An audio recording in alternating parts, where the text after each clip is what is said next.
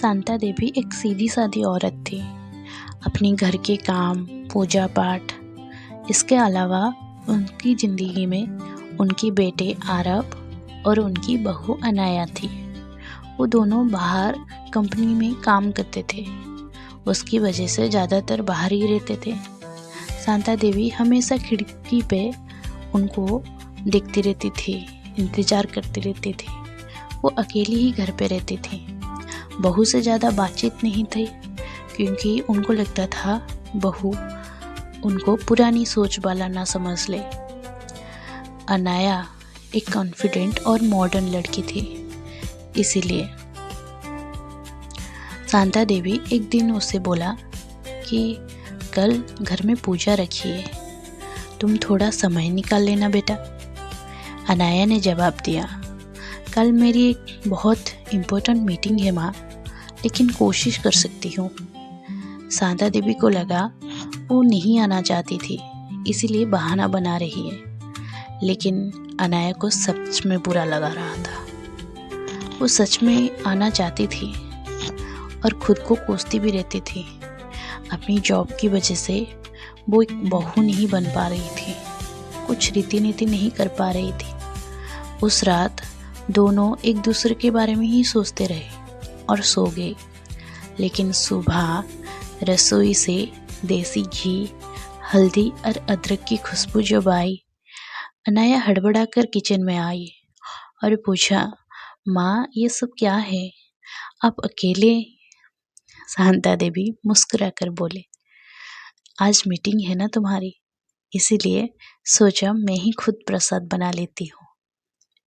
अनाया पहली बार मुस्कुराई अपनी ससुराल में और उसे महसूस हुआ ऐसी सास सबको मिलनी चाहिए। उसको सास नहीं, अपनी बगल में खुद की माँ खड़ी मिली। वो भागी भागी दौड़ती हुई ऑफिस के लिए निकल गई, क्योंकि जल्दी जल्दी मीटिंग ख़त्म करके पूजा के लिए भी तो आना था। शांता देवी पूजा घर में पूजा की तैयारियों में लगी हुई थी और सोच रही थी शायद उसकी बहू नहीं आएगी। अनाया आज की लड़की है, उसको ये पूजा पाठ वगैरह में ज़्यादा विश्वास तो नहीं है।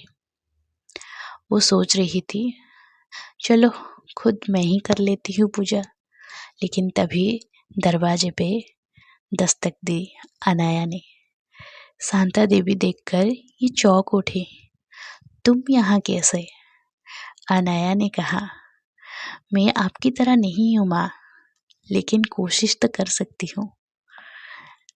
शांता देवी की आंखें भर आई। उसके हाथ पकड़कर उन्होंने बोला, से मैं भी तुमसे कुछ सीखने की कोशिश करूँगी।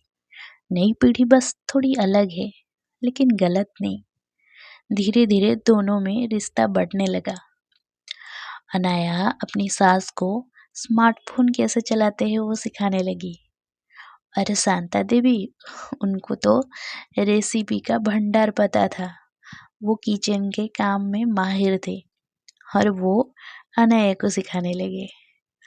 और दोनों में नज़दीकियाँ इतनी बढ़ी कि दोनों अब सहेलियों की तरह मार्केट जाने लगे, अरे खरीदारी करने लगे।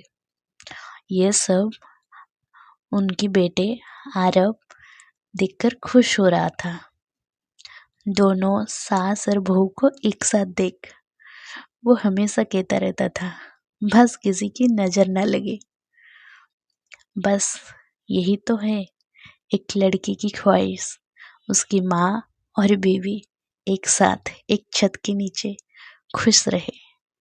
एक्चुअली सास और बहू के रिश्ते को हम जितना कठिन बना रहे वो उतना है नहीं। सास और बहू का रिश्ता सबसे मुश्किल कहलाता है, लेकिन जब दोनों बदलने की जिम्मेदारी एक दूसरे पर डाल देती है। लेकिन जब एक कदम सास बढ़ाती है और एक कदम बहू, तो उस घर परिवार नहीं दिल बन जाती है।